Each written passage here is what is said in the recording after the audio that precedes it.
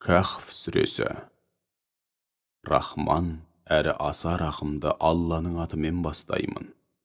Бар мадақ пен шүкіршілік таңдаулы құлы Мұхаммедке кітапты түсірген, және ол кітапта сөз әрі мағына тұрғысынан қандай да бір үйлесімсіздіктің яки қайшылықтың орын алуына жол бермеген Аллаға тән.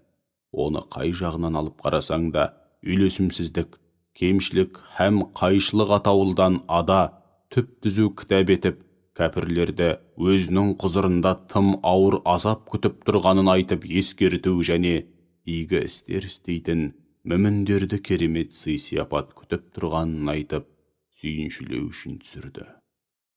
Олар онда мәңгі бақи мекендеді. Сондай-ақ оны Алла періштелерді немесе пәленшені өзіне бала қылып алды деп айтқандарды да ескерту үшін түсірді. Анығында бұл мәселеге қатысты олардың, яғни Алланың баласы бар деп айтқандардың өздерінің де, дәл сөйтіп айтқан ата-бабаларының да сүйенген нақты ілімі жоқтың қасы. Ауыздарынан шыққан осынау сөз қандай ауыр һәм қорқынышты десеңші, олар тек өтірік айтуда.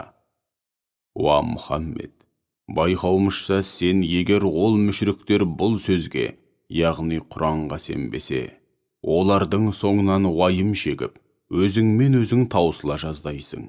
Біз жер бетіндегі барлық нәрсені сол жердің ажарын келтіретін, әрі адамдардың көз жауын алатын әшекей етіп жараттық. Осылайша, адамдардың арасынан кім сол әшекейге алданар екен, ал кім оларды Алла жолында қолданып, игілікті іс істер екен деп, оларды сынап көрудеміз. Расында біз жер бетіндегі барлық нәрсені құп-құрғақ топыраққа айналдырудамыз, және адамдардың сынақ мерзімі біткенде, олардың барлығын түгелдей топыраққа айналдырамыз. Сонда сен біздің бірінен бірі асатын аяттарымыздың, айқын дәлелдеріміздің арасынан тек Асхабу Кахф, үңгір иелері, және рахымды, үңгір иелерінің есімдері жазылған тас тақтаны ғана ең таңғажайып аят деп ойладың ба? Ол жас жігіттер үңгірді паналағанда, уа Раббымыз, бізге өзіңнің рахымыңды төге көр, ісімізді оңғарып, жетістікке жетуді нәсіп ете көр деп дұға еткен еді. Сонда біз оларды үңгірдің ішінде ұзақ жылдар бойы ұйықтатып тастадық. Кейін оларды ұйқыдан ояттық. Сөйтіп олар өздерінің қанша уақыт ұйықтағаны жөнінде екі түрлі пікірді ұстанып, екі топқа бөлінді. Нәтижеде, қай топтың есебі әлде қайда дұрыс екенін айқындадық. Ал енді саған олардың басынан өткен ғибратты оқиғаның бар ақиқатын баяндап береміз. Олар Раббыларына шын көңілден иман келтірген бір топ жас жігіттер еді. Біз өз кезегімізде олардың тура жолға деген құштарлығын одан сайын арттырып, сенімдерін күшейте түстік. Сөйтіп, біз олардың жүрегін ақиқатты айтуға келгенде залым патшаның өзінен тайынбас ер жүрек еттік. Нәтижеде олар өздері өмір сүріп жатқан қоғамды жайлаған көп құдайлыққа, күпірлік пен зұлымдық атаулыға қарсы тұрып, біздің Раббымыз, күллі аспан әлемі мен жердің Раббысы, біз еш уақытта одан өзгеге құдай деп жалбарынбаймыз, әйтпесе мүлдем қисынсыз сөздер айтып, шектен шыққан боламыз. Мына ел жұртымыз болса, жалғыз жаратқанға ғана табынудың орнына Алладан басқаны құдай тұтты. Егер олардың мұнысы шынымен дұрыс болса, солардың құдай екендігіне қатысты нақты дәлел келтірмей ме? Әйтпесе өтірік айтып, әрі сол өтірікті Аллаға телігеннен асқан залым бар ма деп айтты. Ақырында олар пұтқа табынған залым қоғамнан мүлдем қол үзуді ұйғарғанда, араларынан біреуі, ақыры олардан һәм олардың Алладан басқа табынғандарынан, пұттарынан бір жола қол үзген екенсіңдер, ендеше үңгірді пана тұтыңдар. Сөйтіп Раббыларың сендерге жар болып, рахым құшағын жайсын, һәм істеріңді оңғарсын, істеріңе жеңілдік берсін деді. Сөйтіп олар үңгірге кіріп, шырт ұйқыға кетті. Олар жатқан үңгірге қарасаң, күн шыққанда сәулесінің олар жатқан үңгірдің ішіне тік түспей, оң жағынан айналып өтетінін, сондай-ақ күн ұясына батарда да тік түспей, олардың сол жағынан қиғаштап өтетінін көресің. Ал олар болса, үңгірдің ішінде кең алаңқайда жатты. Міне бұл Алланың таңғажайып мұғжизаларының бірі. Алла кімді тура жолға салса, міне сол ғана нағыз тура жолдағы адам. Ал кімді өзі тілеп алған һәм соған лайықты болған үшін адастыратын болса, онда олар үшін Алладан басқа тура жолға бастайтын жанашыр дос таба алмайсың. Оларды көргеніңде ояу жатыр екен деп ойлап қалар едің. Әйтсе де олар шынымен шырт ұйқыда жатқан болатын. Біз оларды бірде оң жамбасқа, бірде сол жамбасқа кезек-кезек аунатып отырдық. Ал олардың иті қытмир болса, бейне бір иелерін күзетіп отырғандай үңгірдің дәл аузында, екі аяғын алдына созған күйе жатқан еді. Егер оларды өз көзіңмен көрсең, тұла бойыңды үрей билеп, бұрыла салып, алдарыңа қарамай қашар едің. Міне осылайша, яғни оларды қалай ұзақ жылдар бойы ұйықтатқан болсақ, өздерінің жағдайы жайлы бір-бірінен сұрасын, һәм сол арқылы Алланың құдіреті әрі ақиретке қатысты зор ақиқат айқындалсын деп, оларды ұйқыдан ояттық. Сонда араларынан біреуі қалғандарынан қанша уақыт ұйықтадыңдар деп сұрады. Олардың біразы бір күн, бәлкім одан да аз ұйықтаған шығармыз десе, енді бірі қанша уақыт ұйықтағандарыңды Раббыларың біледі. Қазір бұл әңгімені қоя тұрайық. Одан да араларыңнан біреуді мына күміс ақшамен қалаға жіберіңдер. Сөйтіп ол қаладан ең таза әрі адал ас қарастырып, біраз ас ауқат алып келсін. Алайда өте сақ болсын. Ел жұрттың назарын аударатындай іс-әрекеттерге бармасын һәм ең маңыздысы, сендерді яғни бар екендеріңді әрі жасырынып жатқан жерлеріңді жан баласына сездірмесін деп айтты. Өйткені қалалықтар сендерді қолға түсіретін болса, барлығыңды таспен атқылап өлтіреді. Не болмаса өздерінің дініне күштеп қайтарады.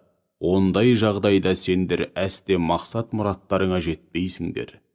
Яғни, екі дүниеде де оңбайсыңдар деп ескертті. Міне, осылайша Алланың иман келтіріп, игі істер істеген құлдарын түбінде үстем қылатындығы жайлы уағдасының хақ екендігі әрі қиямет қайымның күндердің күнінде орнайтындығына күмән келтірмеу керектігін көкейлеріне түйіп алсын деп, адамдарды олардың жайынан хабардар еттік. Сөйтіп, үңгір иелері дүние салғаннан кейін, оларды көрген ел жұрт олардың құрметіне не істеп не қою керектігі жайлы сөз таластырды. Сонда кейбіреулер, олардың басына кесене тұрғызайық. Анығында біз олардың жай күйін толық түсіне алмадық. Жай күйлерін Раббылары бәрінен жақсы білет деді. Ақырында, бұл пікір таласта өз ойын қорғап шыққан мүміндер бір ауыздан олардың басына мешіт тұрғызамыз деген шешімге келді.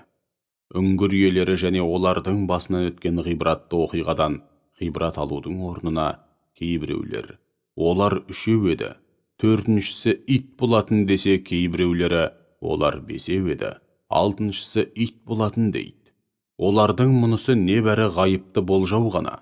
Енді біреулері олар жетеу еді, сегізіншісі ит болатын деп айтады. Уа Мұхаммед, оларға, олардың нақты санын Раббым бәрінен де жақсы біледі.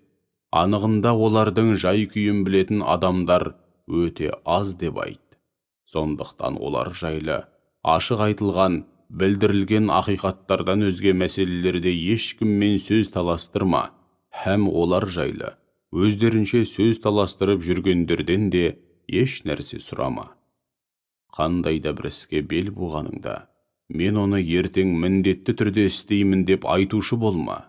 Тек, иншалла, Алла қаласа істеймін деп айт. Олай айтуды ұмытып кеткеніңде, есіңе түсе салысымен бірден Раббыңды еске ал, әрі Раббым, маған туралыққа ең жақын болған істі аз ғана уақыт ішінде істеуді нәсіп етер деп үміт етемін де. Олар үңгірлерінде 300 жыл жатты. Оған тағы да 9 жыл қосты. Уа Мұхаммед, оларға олардың қанша жыл жатқанын Алла бәрінен де жақсы біледі. Өйткені күллі аспан әлемі мен жердің ғайыбы өзіне ғана мәлім. Ол неткен көреген, неткен естуші, естігіш.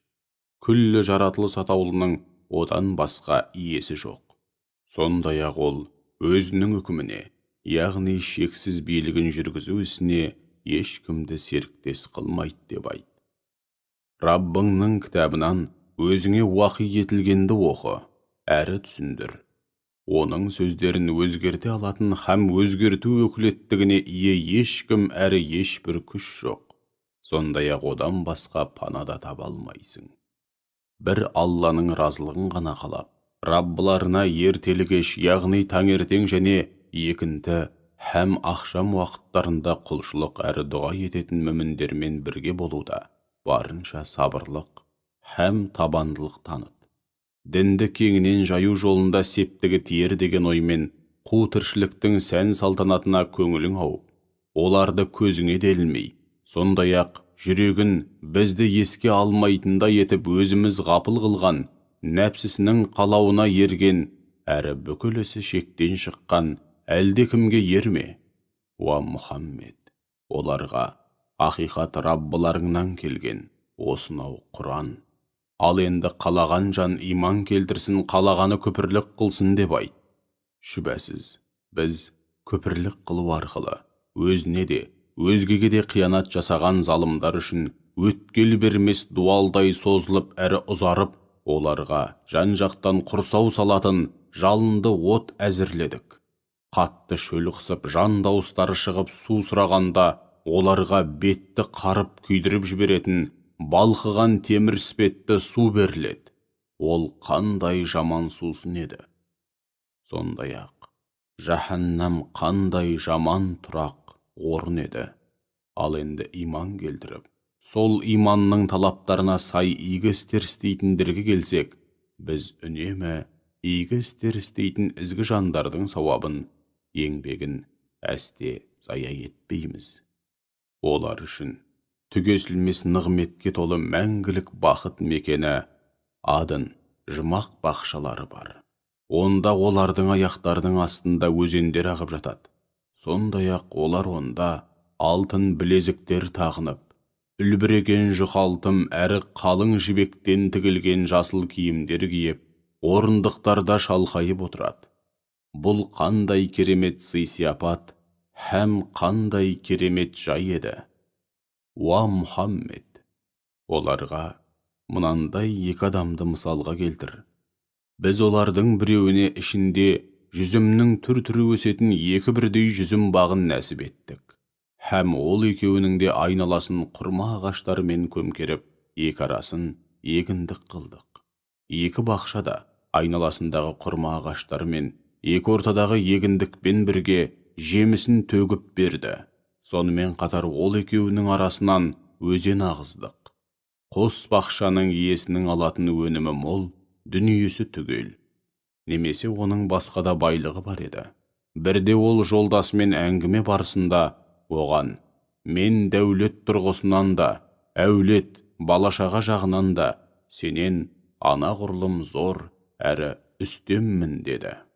Сөйтіп ол байлықтың буына мастанып, дандайсу арқылы өз-өзіне кесір қылған күйі маңғаздана басып бақшасына кірді де, мына мың құлпыра жайнаған бақша менің ойымша ешқашан бүлініп жоқ болып кетпейді. Сондай-ақ қиямет қайым орнайды деп те ойламаймын. Ал егер сенің айтқаның келіп, қиямет орнап, Раббыма бара қалсам, онда бұдан да қайырлы нәтижеге қол жеткізетіндігіме, яғни бұдан да мол байлыққа кенелетіндігіме күмәнім жоқ деді. Сол кезде өзімен сөйлесіп тұрған жолдасы оған: сонда сен негізіңді топырақтан, содан кейін өзіңді бір тамшы судан жаратқан, сөйтіп келісті де келбетті адам қылған Раббыңа күпірлік қылып тұрсың ба? Ендеше біліп қой, менің Раббым Алла. Мен бізді жоқтан жаратқан, ризық беріп өсірген әрі иелігіміздегі барлық нәрсені нәсіп еткен Раббыма ешкімді серік етіп қоспаймын. Бақшаңа кіргеніңде, бұл бір Алланың қалауымен болған дүние, шексіз күш қуат пен құдірет бір Аллаға ғана тән деп айтуың керек емес пе еді? Сондай-ақ сен мені дәулет тұрғысынан да, әулет балашаға жағынан да өзіңнен әлде қайда төмен көресің. Анығында сол да сөз болып па? Қайдан білесің? Бәлкім Раббым маған сенің мына бақшаңнан да асқан керемет бау-бақша нәсіп етіп, сенікіне көктен апат, найзағай түсірер. Сөйтіп ол әп-сәтте тақыр жерге айналып шыға келер. Не болмаса, бақшаңның суы Алланың жазуымен жер астына сіңіп кетіп, оны мүлдем шығара алмай қаларсың деді. Содан көп замай-ақ әлгі кісінің бау-бақшасы мен егінінің күлі көкке ұшты. Сөйтіп ол аст үстіне келіп, ойран асыр болып құлап жатқан жүзім аспаларының басында тұрып, сол бау-бақшаға құйған қаржы қаражаты үшін іші удай ашып, «Қабәт деген ай, Раббыма ешкімді серік етіп қоспағанымда ғой» деп қосалақанын ысқылады да қалды. Нәтижеде ол басына күн түскенде Алладан басқа өзіне қол ұшын беретін бірде-бір қауым таба алмады, әрі өзінің де амалы құрды. Яғни байлығы мен әулетін бұлай қойғанда, өзінің де қолынан түк келмеді. Міне, мұндай қиын жағдайда жәрдем ете алу шексіз құдірет пен ілім иесі ұлы Аллаға ғана тән. Сондай-ақ сауаптың, сый-сияпаттың қайырлысын һәм ең қайырлы нәтижені нәсіп ететін де бір өзі ғана. Уа Мұхаммед, оларға дүниенің мысалын мынандай бір тәсілмен түсіндір. Аспаннан су түсіреміз. Сол арқылы адамдар мен жан-жануарлар қорек ететін өсімдік атаулы араласа қаулап өсіп өнеді. Содан кейін жайқалған өсімдіктер көп замай-ақ қурап, желге ұшатын күл-қоқысқа айналады.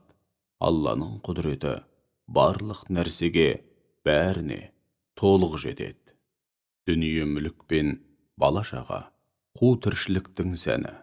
Ал мәңгі бақи өшпейтін һәм әсте зая болмайтын иманға негізделген игі істер.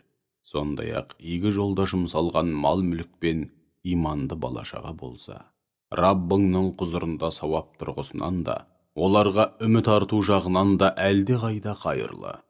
Естеріңде болсын, күндердің күнінде тауларды бейне бір бұлттарды көшіргендей көшіреміз.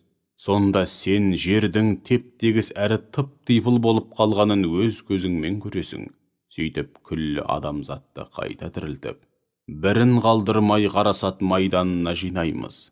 Сонда мұсылманы бар, кәпірі бар, адамдардың барлығы қаз-қатар тізіліп, сап түзеген күйде Раббыңның құзырына әкелінеді. Сонда оларға сендерді әу баста қалай жаратқан болсақ, дәл сондай дүние мүлік, бала-шаға, атақ-даңқ және мансап атаулардан жұрдай болған күйде алдымызға келдіңдер. Ал сендер өздеріңе мұндай уағдалы мерзім белгілемегенімізді айтумен болған едіңдер делінеді. Қиямет күні әр адамның алдына өзінің амал дәптері қойылады. Сол кезде дүниеде күнәға белшесінен батқан күнәһарлардың амал дәптеріне жазылған күнәларын көріп, есі шыққанын көресің. Сонда олар ахырып, құрыдық.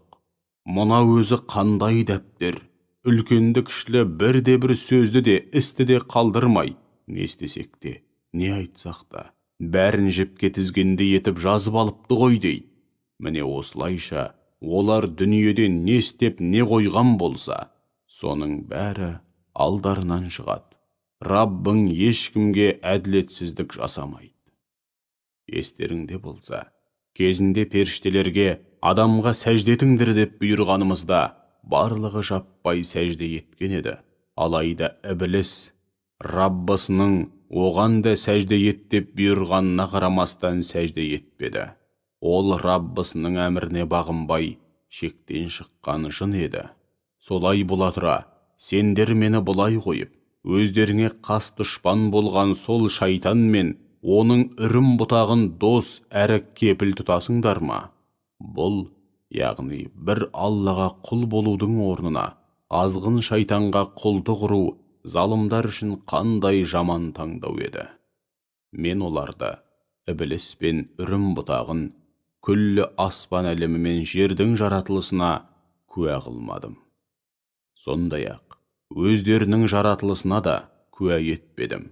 Мен өздері адасқанмен қоймай, өзгелерді де тура жолдан адастырушыларды өзіме еш уақытта көмекші қылған емеспін.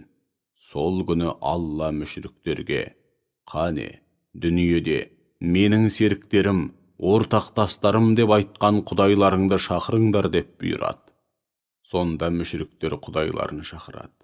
Алайда олар мүлдем жауап қатпайды. Өйткені араларында тозақ отынан өткел бермес бөгет орнатамыз. Сөйтіп, күнәға белшесінен батқан күнәһарлар тозақ отын өз көзімен көріп, оған түсетіндігін анық аңғарады. Сол мезет жан-жаққа жалтақтап қарасады. Алайда одан қашып құтылатын жол таба алмайды. Расында, біз бұл кітапта адамдарға ақиқатты түсіндіру үшін әр алуан тәмсілдер, мысалдар һәм дәлелдер келтірдік. Алайда адам баласы ақиқаттың ашылуына бөгет жасайтын талас-тартысқа тым әуес. Адамдарға тура жолдың қайнар көзі болған пайғамбар мен кітап келгенде, олардың көпшілігінің иман етуіне һәм Раббыларынан күнәлар үшін кешірім тілеуіне жол бермеген басты себеп өздерінен бұрын өткен кәпір қауымдардың ізін басқандығы, немесе пайғамбарларды мазақ қыла отырып, өздері сенбеген ақиқат азабының бастарына күтпеген жерден төнгендігі еді. Әйтсе де біз пайғамбарларды азап келтіруші емес, керісінше иман келтіріп, игі істер істегендерді сүйіншілеп қуантушы және тура жолдан тайғандарды ескертуші ретінде ғана жібереміз. Ал күпірлікте қасарысқандары болса, жалғанға сүйеніп ақиқатты мойындамау үшін барын салады. Сондай-ақ олар менің аяттарымда һәм өздеріне жасалған ескертулерді күлкіге, мазаққа айналдырады. Раббысының Құрандағы, болмыстағы һәм адам бойындағы аяттары есіне түсіріліп, өзіне сол арқылы насихат айтылғанда, олардан сырт айналған, әрі өз қолымен істеген күнәләрін ұмытып, түк болмағандай жайбарақат жүрген адамнан асқан залым бар ма? Расында біз олардың жүрегін осындай қылықтары һәм күпірлікте қасарысқан үшін Құранды түсіне алмайтындай етіп тұмшалап тастадық. Құлақтарын ақиқатты естімейтін саңырау етіп қойдық. Сен оларды қанша жерден тура жолға шақырсаң да, олар енді әсте тура жолға түспейді. Кеңшілігі мол Раббың шексіз мейірім иесі. Егер Раббың оларды істеген әрбір күнә қателіктері үшін жазалайтын болса, онда азабын бастарына бірден төндірер еді. Алайда оларға берілген белгілі мерзім бар. Егер сол мерзім ішінде жөнге келіп түзелмесе, одан кейін Алланың жазасынан қашып құтылатын жер таба алмайды. Міне, күлі көкке ұшқан ауылдар, елді мекендер. Сол ауылдардың тұрғындары зұлымдық жасауды, яғни Аллаға өздері серік етіп қосуды күпірлік қылып күнә істеуді қоймаған соң, бірін қалдырмай жойып жібердік. Расында олардың әрқайсысына жойқын азапқа душар болмай тұрып, бәлкім түзелер деп біраз уақыт берген едік. Бірде Мұса қасындағы жас қызметшісіне: «Екі теңіздің қосылған жеріне жеткенге дейін тоқтамай жүре беремін, тіпті керек болса жылдар бойы тынбай жүре беремін» деген еді. Сөйтіп екеуі де теңіздің қосылған жеріне жеткенде, өздерімен бірге азық ретінде алып жүрген піскен балық жайы естерінен мүлдем шығып кетті. Балық болса теңізге түсіп, жол тауып, жөніне кеткен еді. Содан екеуі діттеген жерлерінен байқамай өтіп кетіп, біраз жол жүргеннен кейін Мұса жолдасына: «Қане, түскі асымызды әкелші, бұл сапарымызда кәдімгідей шаршап қалдық қой» деді. Жолдасы: «Қап, қара басқанын қарашы. Әлгі жартастың түбінде демалған кезімде ол балық жайы есімнен мүлдем шығып кетіпті. Саған ол жайлы айтуды маған ұмыттырған шайтан ғой. Бір ғажабы, ол балық теңізде өз жөнін тапты» деді. Сонда Мұса: «Біздің көксегеніміз, іздегеніміз де сол жер еді ғой» деді де, бірден келген іздерімен кері қайтты. Сөйтіп жартасқа жеткенде екеуі біздің бір таңдаулы ерек құлымызға жолықты. Оның елден ерек болғаны сондай, біз оған тарапымыздан ерекше рахым сыйлаған, әрі өз тарапымыздан ерекше ілім үйреткен едік. Мұса оған, өзіңе үйретілген жақсылыққа, тура жолға бастайтын ілім мен даналықтан маған да үйретуің үшін саған ерсем бола ма деп өтініш білдірді. Сонда иләхи ілімнен сусындаған Қызыр оған, шындығында менімен бірге жүруге дәтің шыдамайды. Өйткені өзің қыр-сырын толық білмейтін жайттарға куә болғаныңда қалай шыдамақсың деді. Мұса оған, Алла қаласа, төзімді екенімді көресің. Сондай-ақ саған бірде-бір мәселеде қарсы келмеймін деді. Сонда Қызыр оған, егер маған еремін десең, онда мән жайды өзім айтып, түсіндіріп бермейінше, менен еш нәрсе сұраушы болма деп шарт қойды. Сөйтіп екеуі жолға шықты. Содан жол жөнекей бір кемеге мінгенде, Қызыр әлгі кемені тесіп тастады. Сол кезде Мұса шыдай алмай, мұның не? Кемені ішіндегі жолаушылары суға кетсін деп тестің бе? Расында сен адам айтқысыз өрескел іс істедің деді. Қызыр оған, менімен бірге жүруге дәтің шыдамайды деп айтпап бедім деді. Мұса, уәдемді ұмытқаным үшін айыпқа бұйырмағайсың, һәм бұл істе, осы сапарда немесе осы қылығым үшін маған қиындық тудыра көрме деп, одан кешірім өтінді. Содан екеуі тағы да жолға шықты. Жол жөнекей бір жас балаға кезігіп, Қызыр әлгі баланы өлтіріп тастады. Мұса бұл жолы да тағат қыла алмай, мұның не? Бейкүнә жанды өлтіруге қалай дәтің барды? Расында сен адам баласы көрмеген сұмдық іс істедің деді. Осы кезде Қызыр тағы да ескертіп, менімен бірге жүруге дәтің шыдамайды деп айтпап бедім деді. Мұса, егер бұдан кейін артық сауал қойсам, мені өзіңе жолдас етпей-ақ қой. Шынында да, мені кешіре-кешіре ығырың шығатын кезең болды деп, соңғы рет кешірім өтінді. Сөйтіп екеуі тағы да жолға шығып жүре-жүре бір ауылға келіп жетті. Ауыл тұрғындарынан ас-ауқат сұрап еді, олар екеуін қонақ қылудан бас тартты. Содан екеуі әлгі ауылда құлағалы тұрған бір дуалды көрді де, оны дереу жөндеп қалпына келтірді. Мұса оған, егер қаласаң, еңбегіңнің ақысын сұрауыңа болар еді деді. Қызыр оған, міне, екеуміздің айырылысатын сәтіміз жетті. Ал енді саған сабырың жетпеген мәселелердің мәнісі мен қыр-сырын толық хабардар етейін. Алдымен кеме жайын айтайын.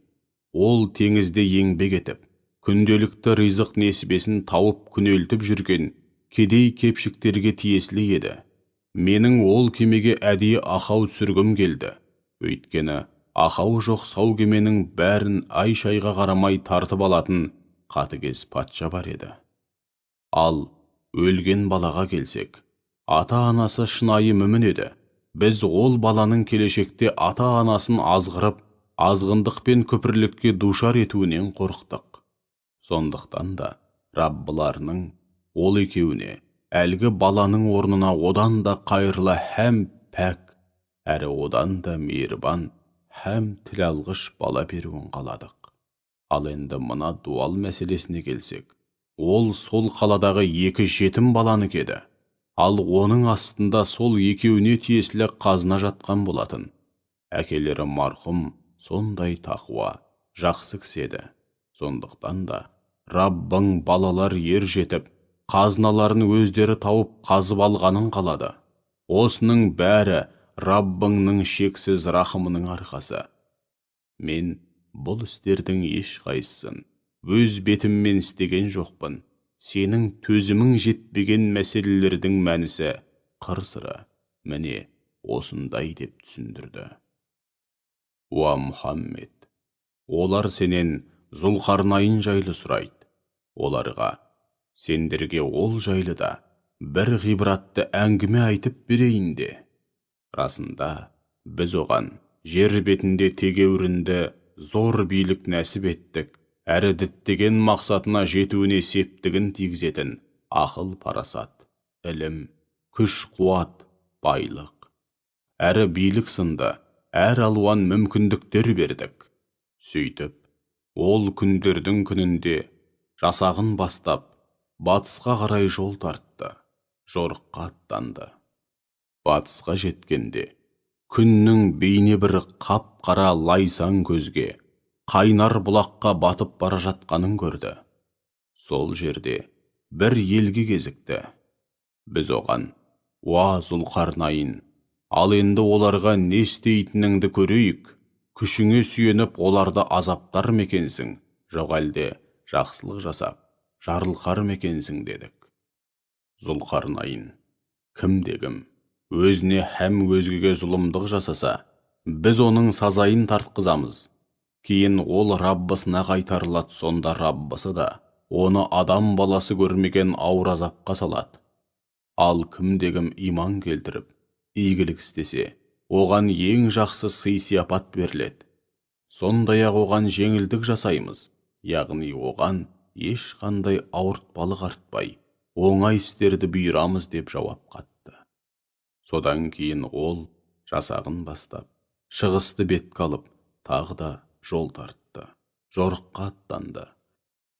Сөйтіп, күншығысқа жеткенде, бір қауым елді тас төбесінен күннің қақтағанын көрді. Біз ол қауымға ыстық апаттан қорғайтын бірде-бір қалқа нәсіп етпеген едік. Міне, Зұлқарнайынның жер жаһанды түгелдей қамтыған патшалығы мен салтанатының алдында ол қауымның жағдайы осындай еді. Біз шүбәсіз Зұлқарнайынның бар мүмкіндігін, рухани жан дүниесі мен материалдық жағдайын толық білетін едік. Сондықтан да оның мұндай ғаріп қауымға қалай қарайтыны да белгілі болатын. Содан Зұлқарнайын жасағын бастап тағы да жол тартты, жорыққа аттанды.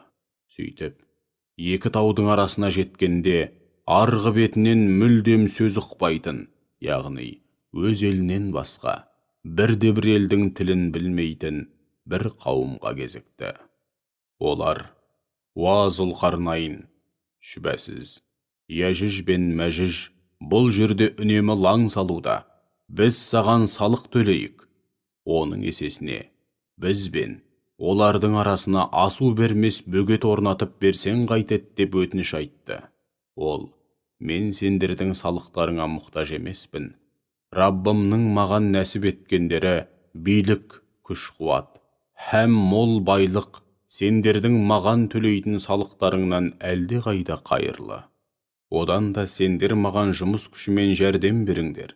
Сендер мен олардың арасына асу бермес алып бөгет тұрғызып берейін» деді де оларға: «Маған темір-терсек жинап әкеліңдер» деп бұйырды. Сөйтіп ол екі таудың арасын шыңдарына жеткенше темір-терсекпен толтырды да: «Ал енді от жағып көрік басыңдар» деп бұйырды. Содан тау болып үйілген темір әбден қызғанда: «Ал енді маған балқыған мыс әкеліңдер, мына қызған темірдің үстіне құяйын» деп пәрмен қылды. Сөйтіп, Яжүж бен Мәжүж ол бөгеттен асып өте де, оны тесіп шыға да алмады. Зұлқарнайын бөгетті тұрғызып болғаннан кейін, бұл Раббымның рахымы, бізге деген жақсылығы. Ал енді Раббым уәде еткен уақыт келгенде, оны жермен жексен етеді. Раббымның уәдесі хақ, міндетті түрде орындалады деп айтты. Біз ол күні, қиямет күні, адамдарды теңіздің толқындары құсап, бір-бірімен соқтығысып абыр-сабыр болатын әбігер күйге түсіреміз. Сур, Исрафил періштенің сырнайда үрленеді. Сөйтіп, олардың барлығын бір жерге жинаймыз. Сол күні жан түршігерлік жаһаннамды кәпірлердің көздерінің алдына келтіреміз, яғни кәпірлерге анық көрсетеміз. Дүниеде ол кәпірлердің көздері мені еске түсіретін аяттарға келгенде перделі еді. Сондай-ақ олар менің сөздеріме құлақ асып тыңдай да алмайтын. Яғни тыңдағылар да келмейтін еді. Сондай күпірлік қылғандар мені бұлай қойып, бір қатар құлдарымды өздерін қолдап, қорғайтын ие тұтуға болады екен деп ойлай ма? Біз шүбәсіз жаһаннамды солай ойлайтын кәпірлер үшін қонақжай етіп әзірледік. Уа Мұхаммед, сендерге кімдердің еңбегі ең көп зая болатынын айтып берейік пе дегін? Олар дүниедегі тіршіліктен басқа тіршілік жоқ деп ойлайтын және дүниедегі еңбегінің игі істерінің бәрі ақирет тұрғысынан зая болған, һәм соған қарамастан өздерін керемет істер тындырып жүрміз деп ойлайтындар. Олар Раббыларының кітаптағы, болмыстағы және өмірдегі барлық аяттарын һәм күндердің күнінде оған қауышатындықтарын мойындамағандар. Сондықтан да еңбектері, барлық игі істері еш кетті. Сөйтіп, олардың бірде-бір сауапты ісі болмағандықтан, қиямет күні олар үшін таразыда құрмаймыз. Күпірлік қылғандары онымен қоймайды. Аяттарым мен пайғамбарларымды мазақ еткендері үшін олардың жазасы жаһаннам. Ал иман келтіріп, игі істер істегендерге келсек, олардың қонақжайы Фирдаус атты жәннат бақшалары болады. Олар онда мәңгі бақи мекендейді. Һәм ол жерден еш жалықпайтындықтан басқа жаққа кетуді де қаламайды. Уа Мұхаммед, егер Раббымның сөздерін жазу үшін теңіз суы сия болса, тіпті оған тағы сондай бір теңізді қоссақ та, Раббыңның сөздері аяқталмай тұрып, теңіз суы таусылып қалар еді. Мен де сендер сияқты адам баласымын. Менің сендерден бір ғана айырмашылығым маған, құдайларың жалғыз құдай деген уақи келеді. Ендеше, кім-кім Раббысымен қауышуды үміт етіп, қаласа, игі істер істесін, һәм Раббысына жасаған құлшылығында оған ешкімді және еш нәрсені серік етіп қоспасын деп айт.